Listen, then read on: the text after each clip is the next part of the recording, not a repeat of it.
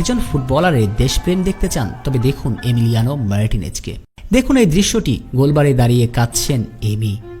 ভুলেও ভাববেন না আর্জেন্টিনা আরও একটা বিশ্বকাপ ফাইনালে গোল করেছে সেজন্য কাঁদছেন তিনি, বরং সেটি ছিল বিশ্বকাপ বাছাই পর্বে উরুগুয়ের 50,000 দর্শককে স্তব্ধ করিয়ে থিয়াগো আলমাডার জাদুকরী এক গোলের পরই কেঁদেছেন তিনি। এমির ক্লাব অ্যাস্টন ভিলা চ্যাম্পিয়ন্স লিগের 44 বছর পর ফিরে শেষ 8-এর পথে জায়গা করে নিতে চলেছে, কিন্তু তারপরও তো এমি এইভাবে চোখের পানি ছাড়েননি কখনো ক্লাবের হয়ে খেলার সময়, অথচ জাতীয় দলে সতীর্থর একটা গোলের পর কান্না করছেন। এই ম্যাচটা হেরে গেলে কি হতো?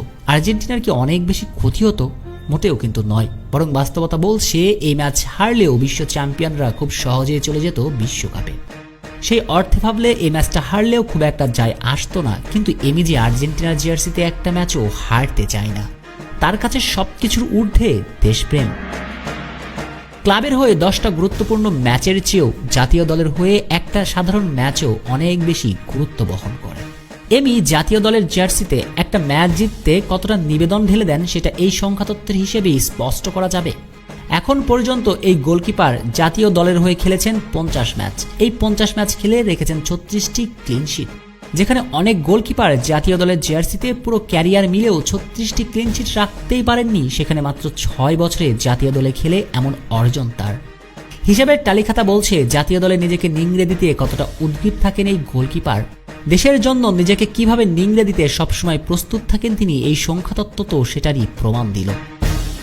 বিশ্বকাপ বাছাই পর্বে উরুগুয়ের বিপক্ষে ঘরের মাঠে হেরে গিয়েছিল আর্জেন্টিনা, তাই উরুগুয়ের বিপক্ষে তাদের ঘরের মাঠ থেকে জয় তুলে নিয়ে জবাবটা দেবার জন্য প্রায় 1.5 বছর ধরে অপেক্ষায় ছিল পুরো স্কাই হোয়াইট শিবির। কিন্তু এমন ম্যাচের আগে দলে ছিল না বড় 3 তারকা। সবচেয়ে বড় সংকটটা ছিল মেসিকে ছাড়া কিভাবে পূর্ণ 3 পয়েন্ট নিয়ে ফিরবে স্ক্যালোনির দল।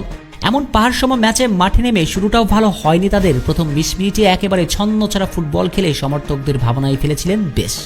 সময়ের সঙ্গে ঘুরে দাঁড়াতে চেষ্টা করলেও খুব একটা ভালো কাটেনি প্রথম হাফ, তবে দ্বিতীয় হাফে ঠিকই নিজেদের চেনা ফুটবল খেলতে শুরু করে আর্জেন্টিনা। আর 68 মিনিটে গোলের পর কান্না করতে শুরু করেন এই আর্জেন্টাইন বাজ পাখি।